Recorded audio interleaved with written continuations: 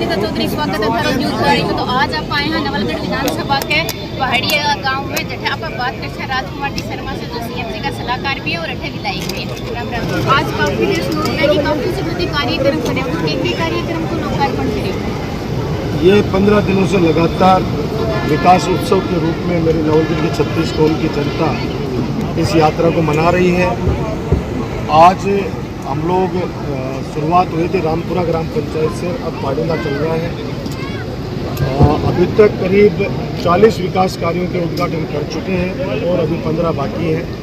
रोजाना average 50 plus के उद्घाटन हो रहे हैं और गांव में खुशी का माहौल आप तो देख रहे हो, आज सुबह लग रहे हो आपको साथ में हमारे कि 36 गाँव की जनता बहुत आशीर्वाद दे रही है और खुशियाँ मना रही है। विकास कार्यों की जड़ी लगी। धन्यवाद। पूरी 4.5 साल में भी चल रहा है। 4.5 साल से जो विकास कार्य है उनके उद्घाटन है। अब काम जो हो चुके हैं, बिल्डिंगें जैसे ये बन चुकी है, सारी सड़कें बन चुकी हैं, उनके उद्घाटन कर रहे हैं। और कोई जो लास्ट में अब स्वीकृत है उनके शिलान्यास है। बाकी 90% तो ये काम कंप्लीट कर चुके हम लोग। अब जैसे कल कॉलेज है, कॉलेज चालू है, करीब 70 बच्चियाँ वहाँ पे एडमिशन ले चुकी है। कल तो सिर्फ भवन के लिए हम लोग शिलान्यास कर रहे हैं।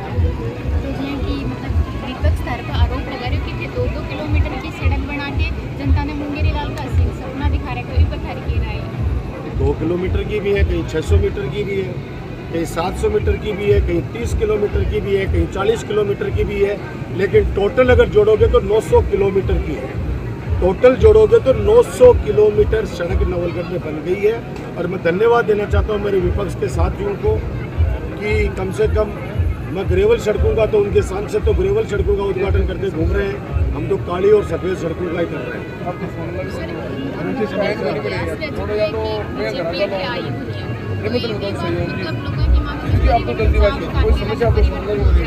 देखिए, जनता का एक हमारी 36 गाँव की जनता का नारा है, क्यों पड़े हो चक्कर में, कोई नहीं है टक्कर के अंदर। पहले भी उन लोगों की जमानत जब्त करवाई है और इस बार भी जमानत जब्त करवाएगी हमारी नवलगढ़ की जनता।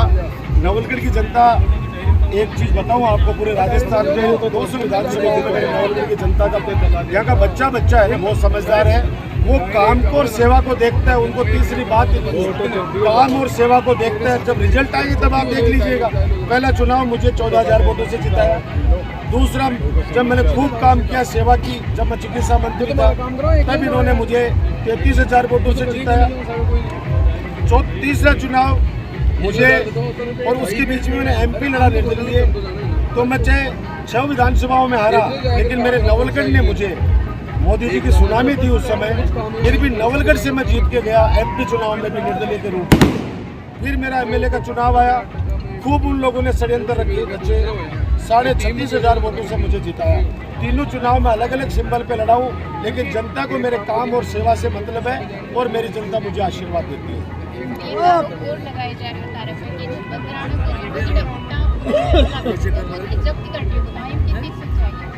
100% सच्चाई है इसमें। तो इन जब्त क्या करती होगी?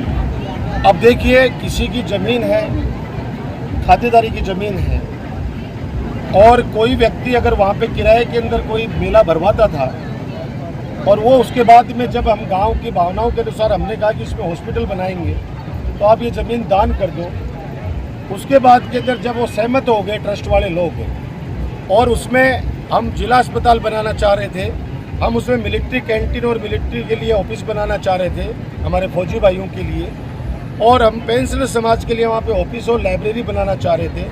वहाँ पे हम लोग अच्छा पार्क बनाना चाह रहे थे, और उसमें उन जिनकी ज़मीन है, जो मालिक है गोयनका परिवार, वो 25 करोड़ रुपए की लागत से उसमें अस्पताल भवन भी बना के दे रहे थे। अब आप सोचिए कि खुद मालिक थे उसके।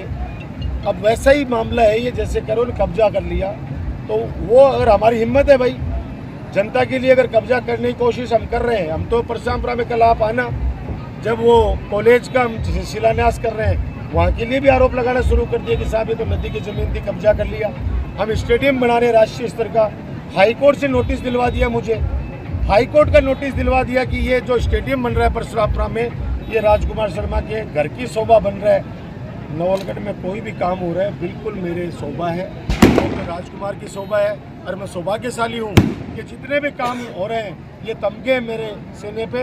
और गुरुजी जैसे सारे लोग आपके सामने खड़े हैं, ये थप्पी देते हैं मुझे कि राजकुमार तुम काम करो, हम तुम्हारे पीछे आरोप लगाने वाले लगाते रहेंगे।